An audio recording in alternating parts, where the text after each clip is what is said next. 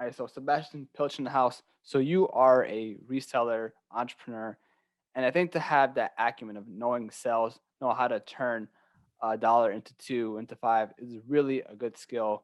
And I think you can learn it whenever you can. But I feel that if you are less dependent on a 9 to 5 or just a full-time job, and knowing that skill of making money through selling products, that's a really good skill set to have in your life. So before we talk about how to do that, kind of give us your origin story of how you got into entrepreneurship, Sebastian. Oh yeah.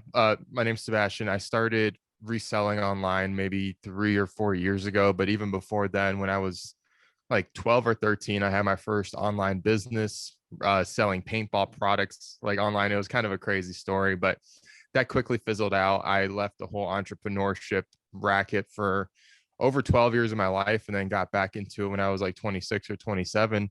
I Going even back further, I started my career path at 18 working in restaurants. I made it pretty far. Like I got to a really fancy place and I even moved to New York City and Hmm. had job offers at some really, really amazing places, like mind-blowing places that would have taken off like my whole career. And I would have had a really good ride with culinary if I would have kept pursuing it. But I moved to New York City for this job and it was in one of the better kitchens there, and they offered me $9 an hour to work around 80 hours a week. It was Hmm. insane. Like it was just like Yeah. a clout chase for my resume, which was great. I lasted 1 week there and then I took a job at a donut shop. It was just like Sheesh. crazy, dude. I went like from the top of my career to like the lowest point. It Yeah. was so funny, but 80 that job, hours.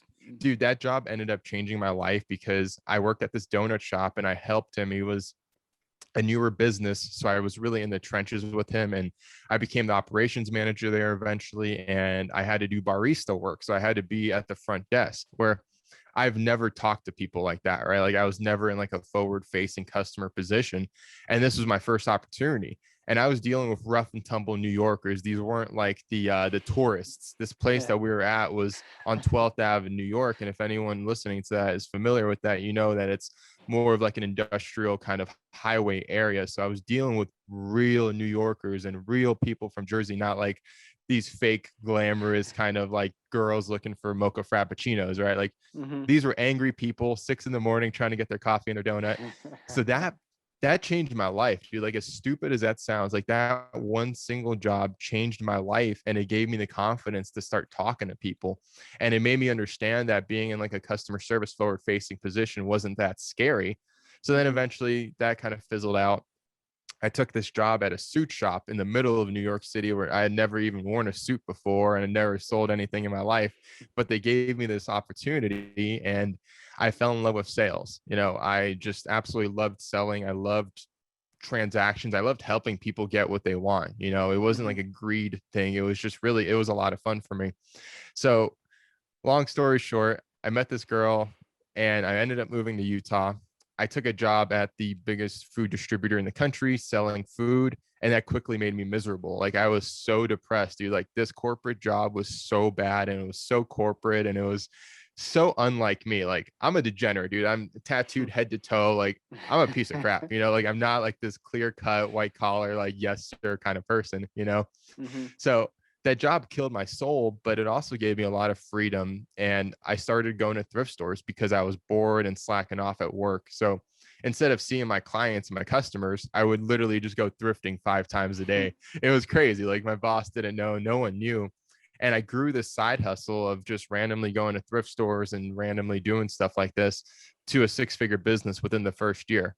So within 6 months of starting to sell on eBay, I had quit my corporate job, which was crazy. Like, and that's where yeah, I mean, that's where I ended up now. And I'm still selling on eBay. I have other things that I'm doing right now as well, but that was a journey. And maybe that was a little bit longer of a version than you Nah, it's expected, cool. but yeah, that's it. I feel like all those things, from working in the kitchen, working as a barista, working in sales, they add up Mm-hmm. to what you become now. You add up, you get those skill sets, and then you use that. Even if you don't know you're going to use that at some point in the future, Yeah. it has a purpose. So you were selling on eBay. On eBay, that's your platform right now. Are Mm-hmm. there any other platforms that you sell on, or is it specifically on eBay? I ran the whole gamut. I did Poshmark, Mercari, even on Etsy, Facebook, all that stuff. I only sell on eBay and Facebook just because those work for me. I'm Yeah. very, very niche down. All I really sell is used men's clothing. I've sold everything back in the day. Like when I first started thrifting, dude, I mean, I would sell anything and everything to make me money. Like no matter how big or heavy it was, I was shipping all this crazy stuff. But then eventually I got burned out, man. I started hating reselling because I was creating a job for myself that was just as bad as the corporate world, right? Like I had to wake up and ship like heavy reel to reel players and like things that were fragile. And I would always be anxious about this stuff, you know, because like selling something for $400 and it's a fragile item that can get damaged and it's rare and unique. Shipping that gives me anxiety, right? Like you have Mm-hmm. to wait until it physically gets to the location. Then who knows if the customer is just going to complain about some random nonsense. So I changed my whole business model. You know, I worked in the fashion world selling suits. So I knew a lot about clothing. I knew a lot about fabrics and I knew how to identify quality. So I'm like, you know what? I'm just going to sell used men's clothing. That's it. Because if it gets damaged in the mail, it doesn't matter. I'll just give them a refund. Like it's no Yeah. skin off my back, right? All you do is throw it in a poly bag and you're done. So it's like I went from this incredibly high level of stress, even though I was making more money, I hated my day to day. Now Mm-hmm. it's like, dude, it's like nothing. Like for me, it's Okay. so easy now, you know? Yeah.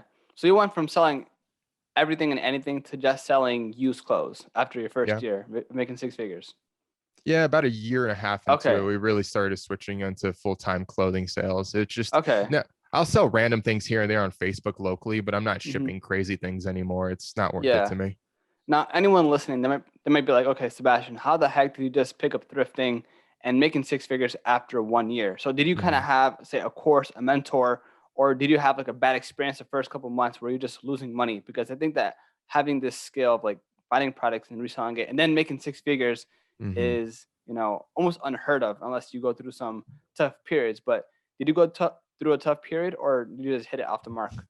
Oh, dude, like so at first it was really, really good. I not to toot my own horn, but I know a little bit about a lot of things. Like when I was younger growing up, I was interested in so many things, dude, like from, playing sports to just random creative things. So like I knew value across multiple markets, which is a Mm-hmm. really weird thing. A lot of people don't really have that. But again, I was a bored kid. I was always doing something new. And even still now as an adult, like I get sidetracked and I pick up new hobbies all the time. So that part of my personality really helped me grow this business really fast.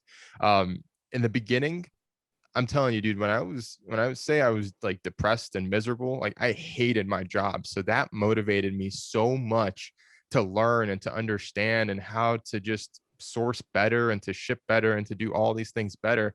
And I didn't have mentors, but I watched all the big YouTubers. I watched all their videos. I copied their thrift hauls. I listened to podcasts about side hustles, and I did anything and everything to motivate me to be an entrepreneur, because before that I wasn't an entrepreneur. I was just a corporate schmuck, and Mm-hmm. I was just doing like a yes sir kind of job for years, because in culinary you just put your head down and you shut up and you say yes sir and you just keep going. So for me, this is a whole different aspect of my life. Now, I did hit that $100,000 a year in sales in that first year just because I was dedicated, I was determined. I uh, I set myself up for failure at my job. I told my wife, I'm like, either I'm going to get fired. Like I knew I was going to get fired from this job, like 110%. I would have been fired within 6 months. I said, either that's going to happen or I'm going to build a side hustle that could sustain us and I'm going to quit on my own terms. And that's what I did.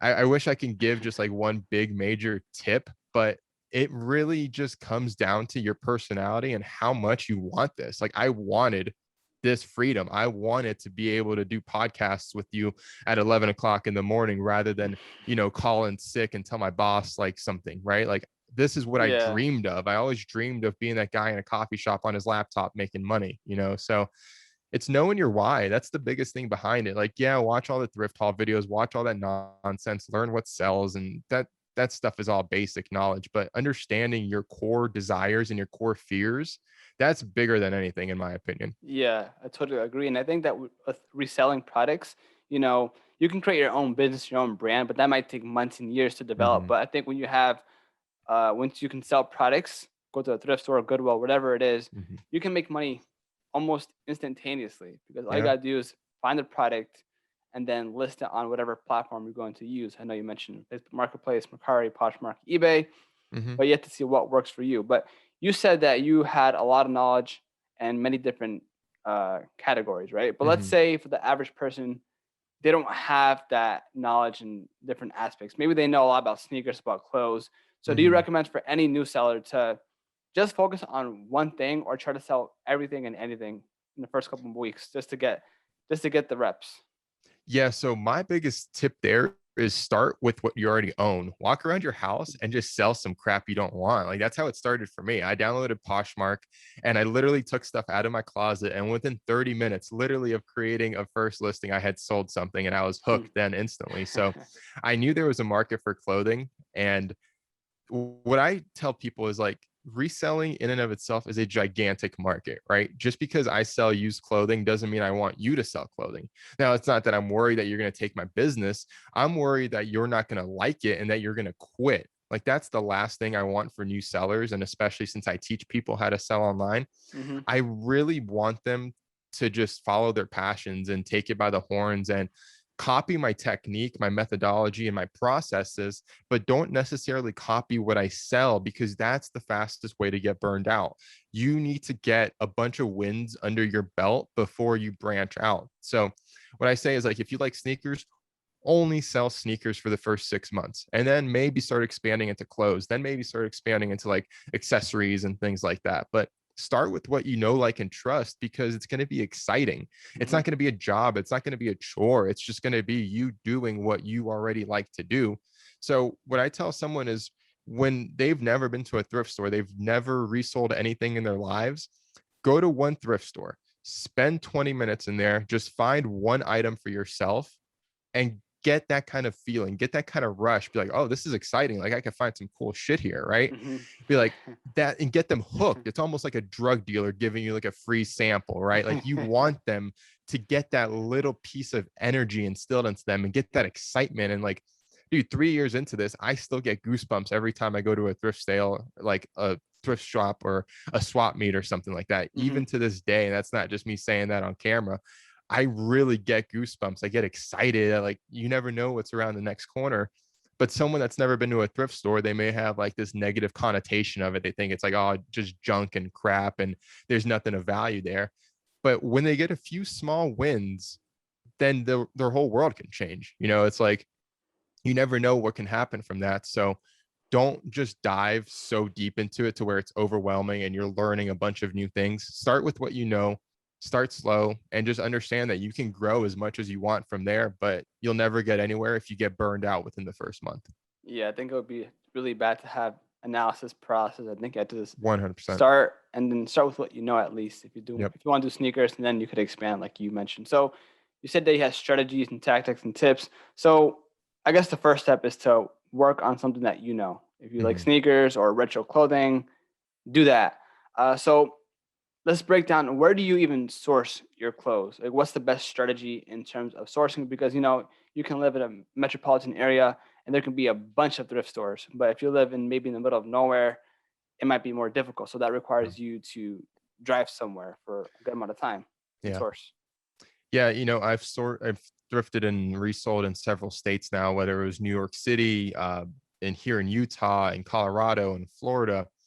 And I grew up on a tiny island in Florida named Key West. It's literally 90 miles from Cuba in the middle of the ocean. Hmm. We only had one Salvation Army, and it was the crappiest thrift store you could ever imagine.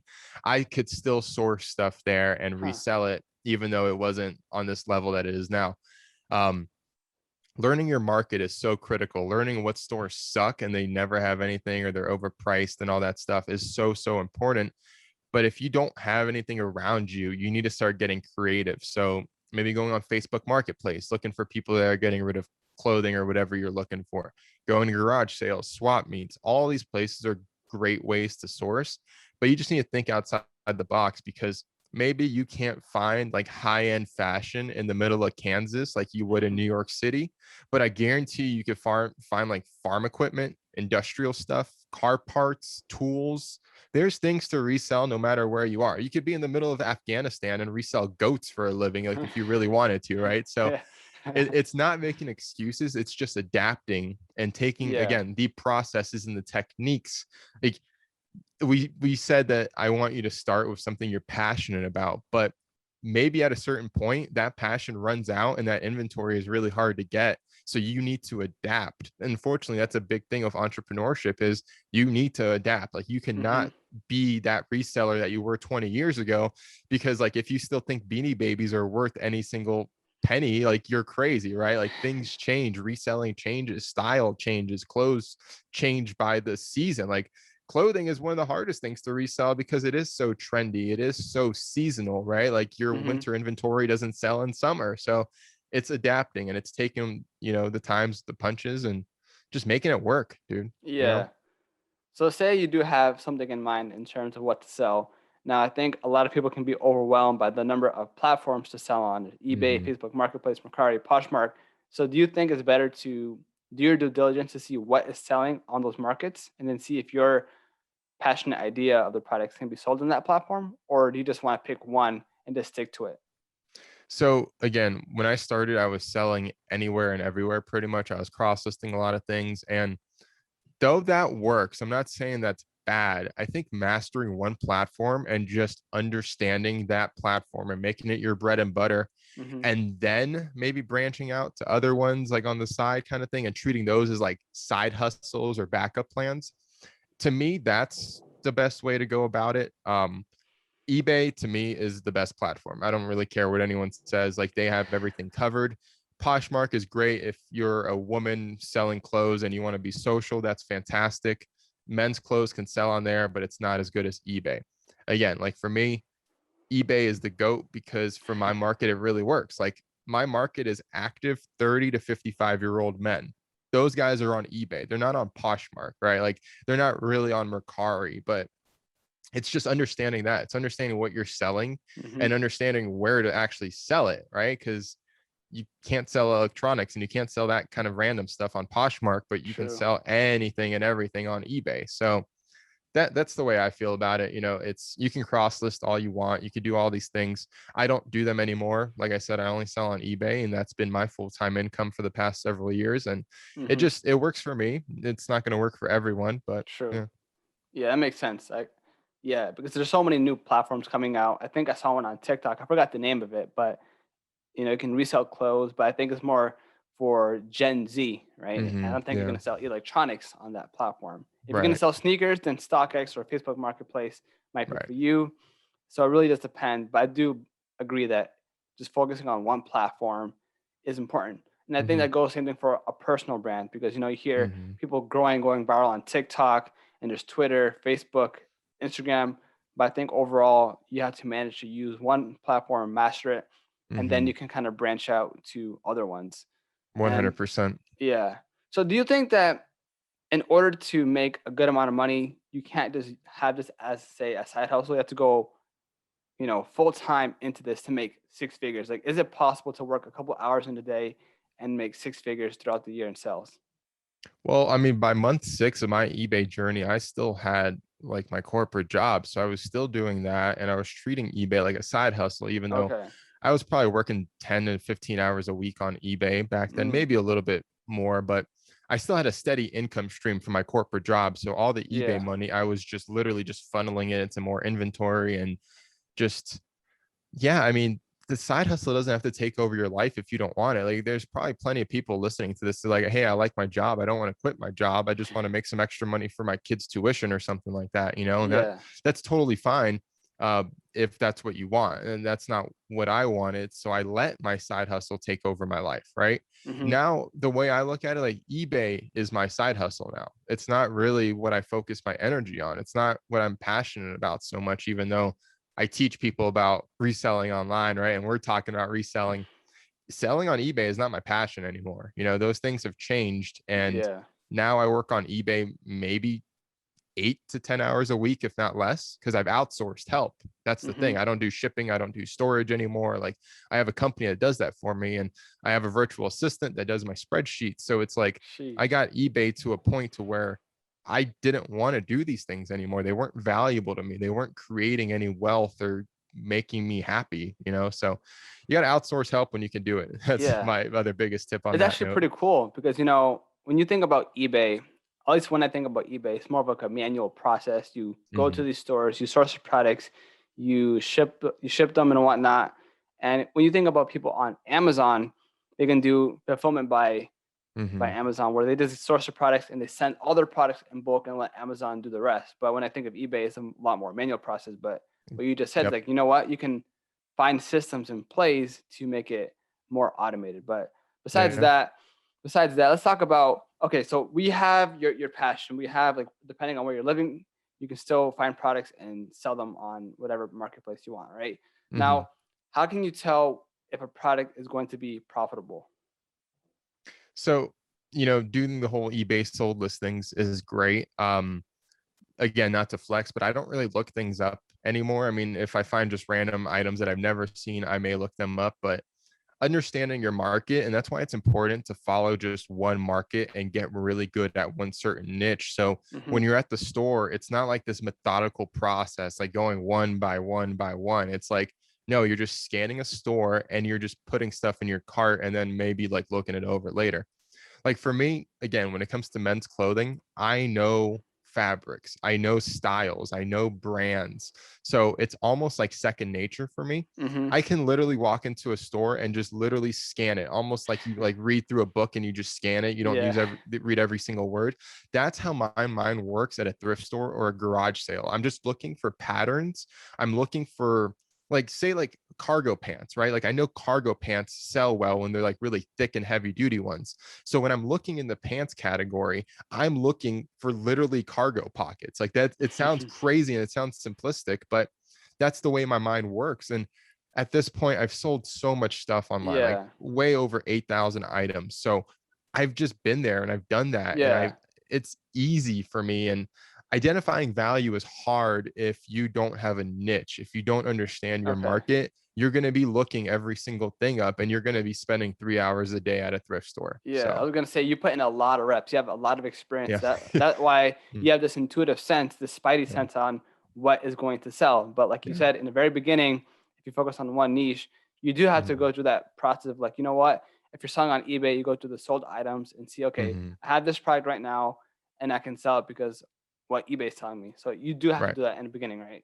100%. And a lot of that knowledge too comes from, like I was saying earlier, is watching other resellers and being like, oh, I remember this guy talked about that brand and this is how much it was worth, or this is what it sold for. Like we all of us copy each other, right? Like there's really Mm-hmm. not that much new information in the reselling circuit. Like a lot of us are talking about the same brands, the same styles, the same things. It's not really rocket science if you just spend a few hours a week watching YouTube videos and watching thrift hauls. You don't even have to look stuff up at the thrift store if you could just memorize some stuff. True. Mm-hmm. So yeah. No, yeah, that does make perfect sense. Now, when you have, say, you have a budget of $100 a week. Let's just say that's your side hustle. That's your Mhm. budget for the week, and you want to buy a lot of products.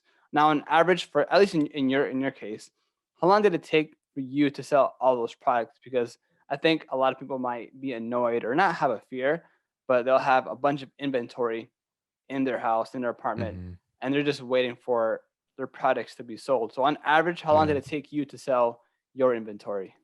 That's the hardest part of this, especially when you're just starting out and you don't have a lot of listings, you don't have a lot of capital, and you don't have items turning, all the time in your store. It sucks because you're not making money and it's kind of depressing, right? Like you're buying all of this crap and none of it is selling and it just kills your soul, and it could really kind of squander your efforts and make you feel like crap, like kind of like making a YouTube video and no one watching it, right?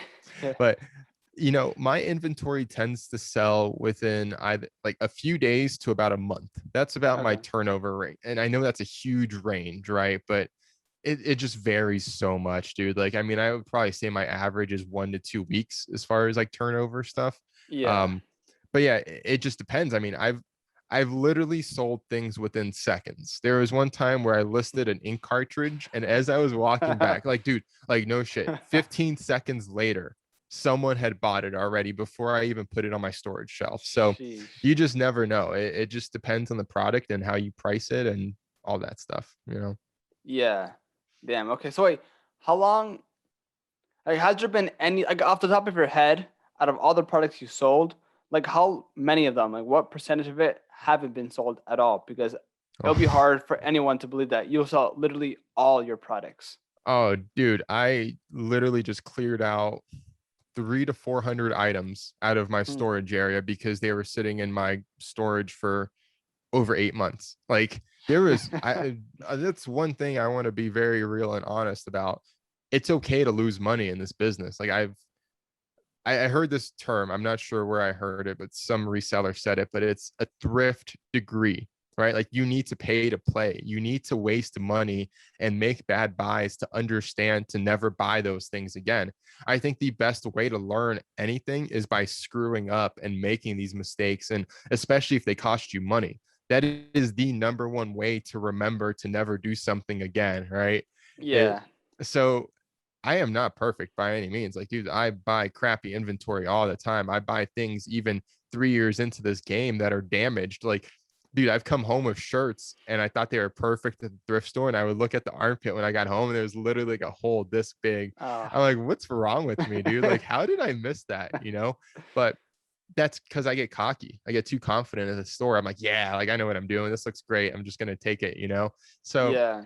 understanding that you're going to screw up a bunch, that's totally fine. And like I don't want anyone to feel bad about that or to think that any of us resellers are perfect, because if anyone on YouTube is telling you that they don't make bad buys, they're bullshitting you. Like that's 100% lie. Like there's no way that people aren't making bad buys and wasting money. So Hmm.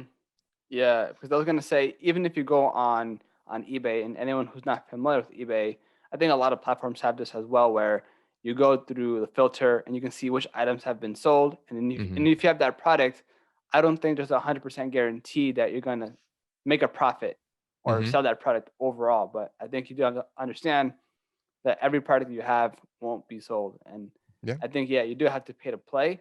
And the best way to really, if you buy a few products at a time and they don't sell, then it could be depressing because like you don't have a lot of inventory. But if you have 100 items and mhm, then you sell 70% of them and you have a profit, like even though you have some junk, the yeah, things that you still made money. So I think, in my opinion, let me know if I'm wrong here. You do have to put some good amount of capital. I'm not saying $1,000, but maybe yeah, a couple hundred or maybe $100 to get some inventory, list mhm, them, and see if you do make a profit. If you do one or two products at a time, then it could be a mm-mm. very, very slow process. Yeah, that's not gonna work, dude. It's too slow. It's like Yeah. I know you're a content creator. So like if you were only doing one podcast every 6 months, do you think Oh your yeah. podcast would ever grow? Like no, like there's No. no way in hell. Yeah. So I tell new sellers, like try to hit 300 listings as soon as you can.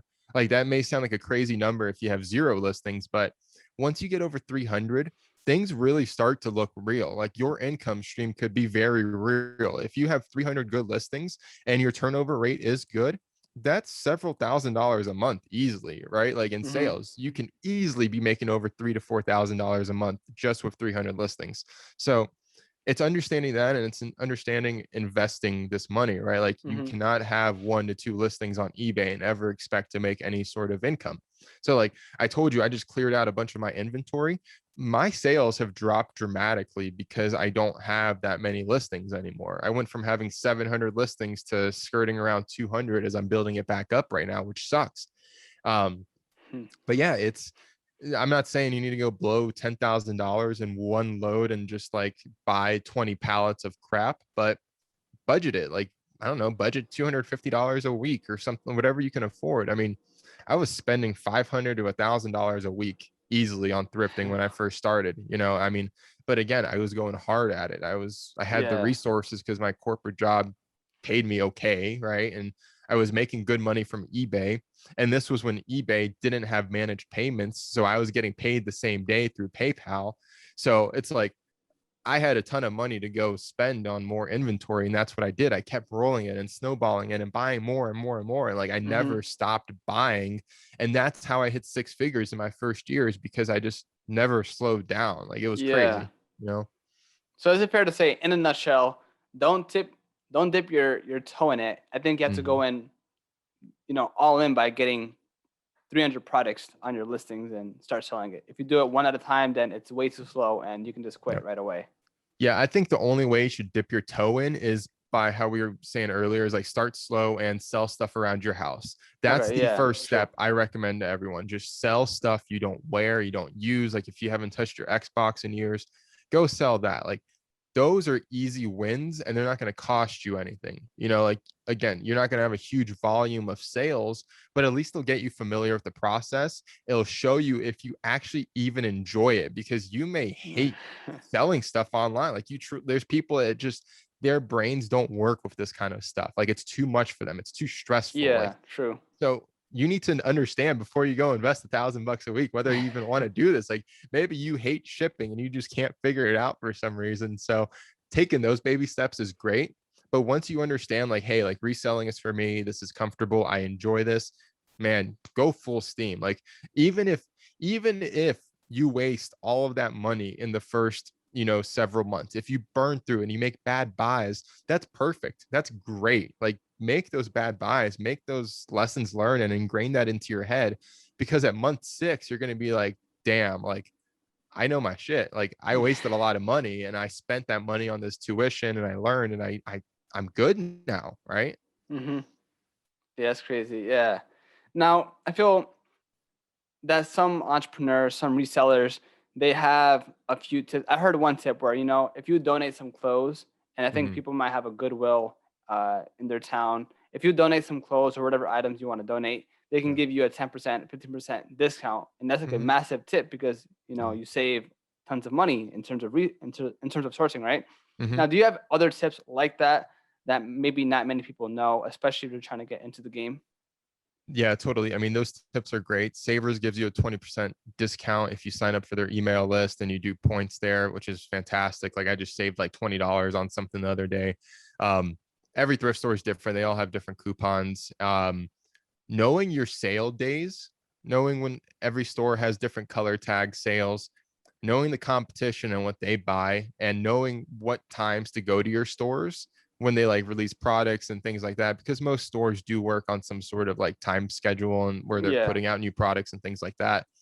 But one of the best things I did for my reselling business and why I was able to generate so much in sales, I started going to the flea market religiously. Like every Sunday, dude, I was there at 7 o'clock in the morning. If I was there at 7:30, I was like late in my head, right? Like I was there, dude. I was not playing games. I had a whole wad of cash, and I started to like meet the regulars, and I started to talk to them. And I'm not one of these people that's really shy and like hides my reselling endeavors. I'm like, hey, I'm Sebastian. I'm an eBay seller. I want to buy more of your stuff. Like, can we work something out? So I told this to several people and I got linked up really well. Like they would save stuff for me on the Hmm. side because they knew I was coming with a wad of cash. And instead of, maybe selling those things over the course of several weeks, they know they could bulk sell it to me. So making those connections in your community and not being scared to tell people what you do, which a lot of resellers are. They're really, really scared to tell people what they do. They think for some reason people aren't going to sell them stuff. People are going to kick them out of their garage sales. I've never had that happen. I've never had anyone be negative. Typically, people are curious, and then typically people want to sell you more crap, right? Like, especially at a garage sale or a flea market, if you're like, hey, bro, like, I want to buy like 50 things right now. Most people aren't going to tell you no. They're going to be like, all Yeah. right, let's do this. So don't be scared. Introduce yourself to people, learn your local community, and even outsource, like talk to other resellers that you see every day at your thrift stores. Be like, hey, what do you buy? Okay, cool. You're only buying toys. That's great. Hey, my name's Sebastian. I buy clothing. If you ever find something, if you find a bunch of stuff, shoot me a message and maybe I'll buy it from you. Right. So Hmm. now you may be paying a little bit more for that inventory, but you have people working for you in a sense. So, Yeah, I think that's so important to have those small tips and tricks because I was talking to the bookseller Chris mhm, Lyons and he was telling me that you can source your books in Goodwill and whatnot and these mhm. thrift stores, but he legit made a website where people donated books to him directly, and he'll Wow, get that's all these beautiful. free books, right? So if you can Yeah. find pockets where Mhm. no one else is exploring, then that'll be a huge benefit for you. You know, 100%. you can Yeah. take the traditional route of going to thrift stores and Goodwill and whatnot, but if you can find ways to be ahead of your competition, Mhm. I think it's only gonna work for you. So that's a really important tip. But out of For sure. curiosity, in that thrift store or that flea market, sorry, where was it? Which state were you in? In Utah. It was a good Utah? one too. It was like one of Okay. those like real Yeah. like sales. Like it wasn't like this, like, you know how some of them have just like all brand new like Chinese junk and it's not really like a swap meet. This is Yeah. like a swap meet where people pull stuff out of their trunk and throw it on the floor. So Hmm. those are the ones that you want to go to. Those are the ones where you find the best deals and you just find like the craziest things and meet the craziest people. Mm-hmm. And But you yeah. mentioned that overall you work maybe 15 to 20 hours a week in your first year doing this, Yeah. right? Something like Okay. that. Yeah. I mean, maybe some weeks a little bit more when I went Okay. crazy thrifting, but yeah. Yeah. Does that include sourcing, packaging, sending, all that fun stuff? Yeah. Oh, wow. All of it. Yeah. I mean, again, sometimes maybe I would spend a little bit more time sourcing because I traveled quite a bit as far as like back and Mm-hmm. forth with sourcing. But yeah, I never really worked more than 20 hours a week Hmm. on eBay. Most weeks, way less than that. So yeah. Yeah. And how important is it to have like a schedule down? Because, I think if you do things arbitrarily, Hmm. like, you know what? I'm free on Sunday. Let me check if Goodwill's open, or let me check if there's a flea market. Is Yeah. it important to have, you know what, every Monday, every Wednesday, every Sunday, I'm going to go to these stores, have a fixed Hmm. schedule, and then just be consistent at it, and eventually you will make your hit 6 figures, 5 figures, whatever it is. I think it's actually really critical. It's really critical in like two senses. Like you need to learn your market and understand when like senior day is, right? For example, like Yeah. I hate shopping during senior day because it's crowded and it's slow and just it's just one of those things where I learned like going thrift shopping on Tuesdays here was a huge waste of my time because all the thrift stores literally had senior day. But then it's like I don't go to stores back to back anymore. So like I won't go to the same store usually 2 days in a row. I'll typically give it like a day buffer. So maybe some new inventory comes out, things like that. And then just understanding again when stores have sales. Like you need to learn your market to a T. You need to know that Goodwill has sales on Mondays and then this store has sales on Fridays. Those things can make you so much more money if you just focus on that and you do base your lifestyle around these sales days. As Hmm. miserable as it kind of like sounds, like maybe you do need to adjust a few things in your life to base your days around when you can get a good deal. So I think it's really critical. And that's one thing that I like to teach all of my students is understand your market. That is so Hmm. much more important than a lot of these things. Like you can watch all the thrift tips and thrift hauls videos in the world that you want, right? You can binge watch that crap. But if you don't understand your local area, you'll never make a penny. You'll be Hmm. just running around in circles like a chicken with its head cut off, like looking for deals rather than like you being like, I don't know, it's you go from being crazy and all over the place to very strategic and avoiding those crappy stores because there's crappy stores in every single market. It's like if you keep doing the same thing over and over and over again, expecting results, that's madness. Yeah. So is it fair to say that the fundamentals of reselling are the same, but depending on where you're living, you have to adjust your times, your marketing, and whatnot? 100%, man. It goes Okay. back to like every place too has different Yeah. inventory. True. Like when I lived in Colorado, we found a bunch Mm. of North Face and Patagonia, and I have people from the East Coast message me, be like, "I've never seen Patagonia in my thrift store." I'm like, "Are you serious? Like that's all we find here?" So Yeah. it's just knowing your area. And so you have a unique sort of experience because you're living the van life. So you went to different states and you've been thrifting in different states. So you know for a fact, like you thrifted in New York where you can find a bunch of clothes. And say in the middle of Kansas, you can find a bunch of tools, car parts, etc. So you have that experience of going to the different states and really leveraging what each state and which each town has to their disposal, right? So I actually haven't started the van life journey quite Oh, yet. not yet.